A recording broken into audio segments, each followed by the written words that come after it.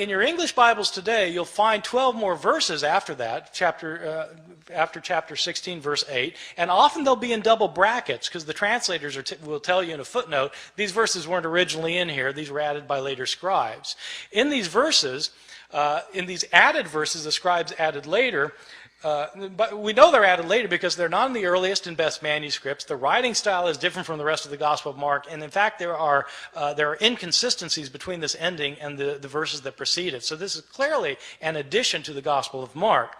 In these final verses, according to these final verses, the women do go tell the disciples do go to Galilee, they do meet Jesus there, and Jesus then tells them that they're to make disciples of all the nations, and people become his disciples will be able to speak in foreign languages that they previously didn't know. They'll be able to handle deadly snakes, and they'll be able to drink poison and it won't harm them.